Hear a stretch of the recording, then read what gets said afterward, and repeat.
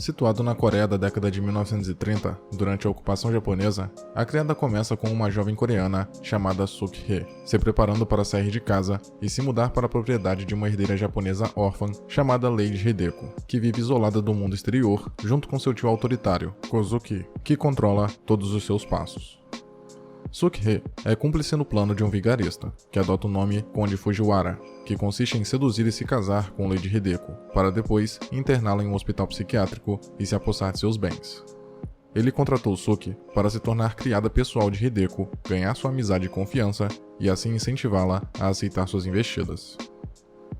O filme é contado em 3 partes. A primeira, do ponto de vista de Suk-hee, a segunda, sob a perspectiva de Hideko, e a terceira, que é uma síntese dos 2 primeiros, revelando mais uma camada de significado.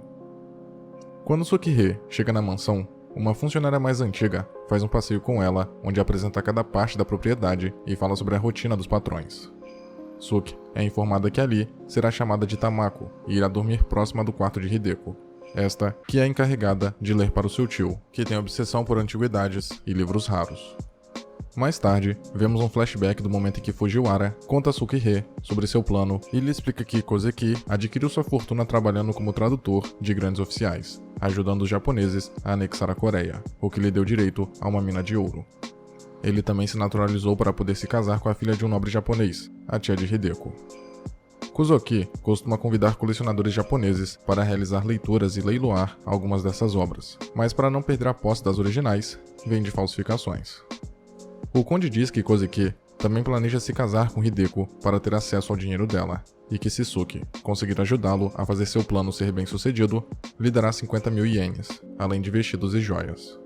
A personagem exige mais 100 mil ienes e planeja fugir do país quando receber esse pagamento, a fim de ir em busca de uma nova vida. Contudo, conforme os dias vão passando, a intimidade e tensão sexual entre Suki e Hideko se torna cada vez mais palpável.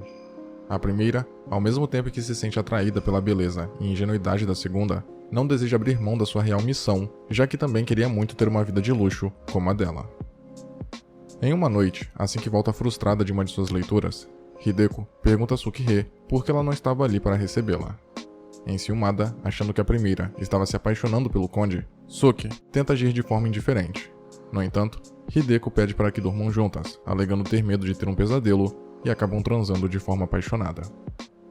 Estando cada vez mais consciente de seus sentimentos, Suki sente-se culpada por enganar Hideko, porém, acredita que não pode voltar para casa de mãos vazias sem poder prover algo para todas as pessoas que a acolheram desde pequena.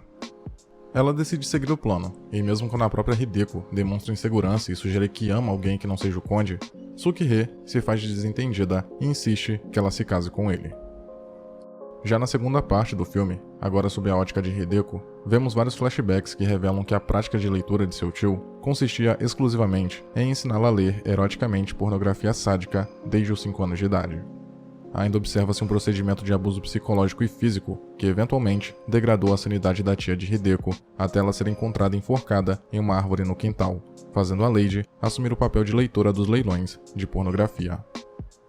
No passado mais recente, durante um jantar enquanto conversava com Hideko a sós, o conde percebe que ela não tem nada de ingênua e sabe que ele não é quem diz ser e que não tem boas intenções. Fujiwara admite ser filho de um fazendeiro coreano e que passou 3 anos aprendendo a pintar falsificações para ter acesso a ela e à herança de seu pai. Percebendo quão inteligente era a Lady, o conde propõe um acordo e a inclui no plano de fuga, para depois dividirem a herança. Hideko expressa que tem medo do tio, e percebendo que a personagem pretendia se matar por causa disso, Fujiwara diz que não valeria a pena se suicidar, pois todo o dinheiro dela seria destinado a um pervertido. Ela afirma que ele os encontrará se fugirem e a levará para o porão, onde tortura as pessoas que o contrariam. O conde então lhe dá um frasco de veneno altamente concentrado e diz que se alguma vez for pega, poderá tomá-lo e tirar a própria vida. A Lady exige que o conde encontre uma garota para contratar como criada e enviá-la ao hospital psiquiátrico em seu lugar. Assim, Suk-hee é adicionada ao plano, mas sem saber que ela seria a vítima da conspiração. Para confirmar a consciência de Hideko sobre o plano, é mostrado que quando Suki tenta espiar seu quarto, é ela quem bate na parede e provoca o barulho que assusta a criada.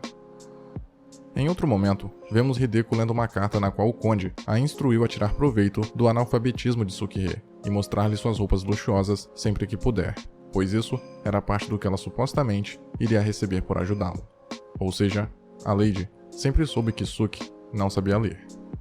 Também fica claro que Fujiwara e Hideko não gostavam e nem sentiam a mínima atração um pelo outro, apenas se toleravam para seguirem sua encenação e convencer Suki de que estavam se apaixonando. Logo em seguida, é revelado que Hideko escutou escondida a discussão entre o conde e sua cúmplice, onde a segunda a defendia, e por isso passou a se sentir culpada pelo plano que estava em curso. Após Hideko ser salva por Suki do enforcamento, ambas finalmente se declaram e revelam os planos em que estavam envolvidas para prejudicar uma a outra.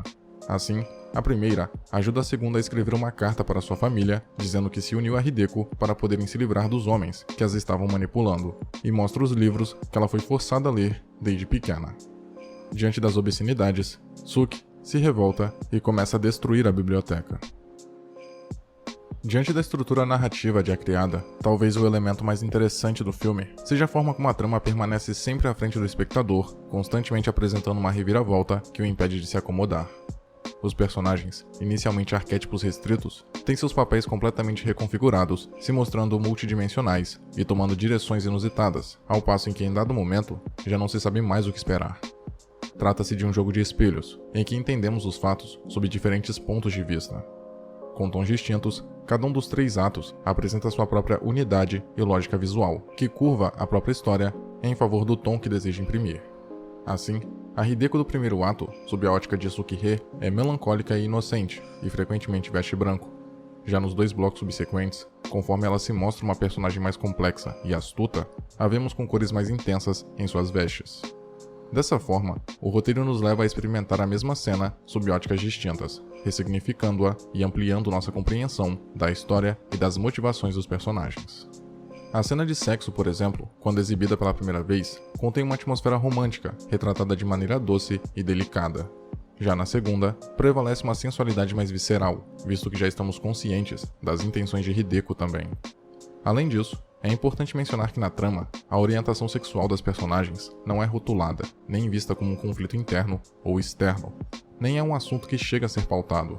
O que as oprime e impede de estarem juntas é todo o resto, suas diferenças de classe, origens culturais opostas, ambições individuais conflitantes e o jogo complexo envolvendo o conde, no qual se envolvem. Na terceira parte, como componente do plano orquestrado pelas duas, um amigo de Suki incendia o hospital psiquiátrico e se disfarça de bombeiro para resgatá-la. Em um quarto de hotel, Hideko envenena o vinho do conde, fazendo-o desmaiar, enquanto ela pega todo o dinheiro e foge. As duas se reencontram e vão embora juntas, com Hideko disfarçada de homem. Quando o conde acorda, ele é levado por 2 capangas até Kozuki, que recebeu uma carta de Hideko detalhando todo o plano de Fujiwara. Ele tortura o conde em seu porão e o pressiona para obter detalhes sexuais sobre sua sobrinha. Fujiwara inventa uma história sobre a noite de núpcias, mas um flashback mostra que ele na verdade não tocou em Hideko e apenas a viu se masturbar e cortar a mão em uma faca, para manchar seus lençóis, recusando-se a consumar o casamento. Quando Kozuki o pressiona para obter mais informações, Fujiwara o convence a dar-lhe um de seus cigarros. Depois de fumar, o conde revela que seus cigarros foram atados com mercúrio e o gás tóxico mata os 2. Durante a viagem de navio para Xangai, Suki e Hideko comemoram a liberdade fazendo amor em sua cabine. A Criada, dada sua temática e o que é retratado em tela, facilmente é tida como uma obra proveniente do olhar masculino. Ou seja, um filme que reproduz o male gaze, termo que diz respeito ao ato de se retratar mulheres, na indústria do entretenimento em geral, a partir de uma perspectiva masculina e heteronormativa, como objetos sexuais que existem só para o prazer do espectador masculino. No entanto, enquanto discurso, o filme parece ir na direção oposta a essa tendência. É possível até mesmo enxergar uma crítica a respeito justamente do male gaze no cinema. Isso se nota nas cenas em que Hideko realiza leituras para uma plateia formada por homens convidados de Kozuki. Essas sequências deixam claro o quão desconfortável e horrível ela se sente em ser obrigada a fazer aquilo. Os homens, indiferentes ao sofrimento dela, assistindo excitados enquanto ela lê aquele material pornográfico, causam repulsa, vergonha alheia e desconforto no espectador.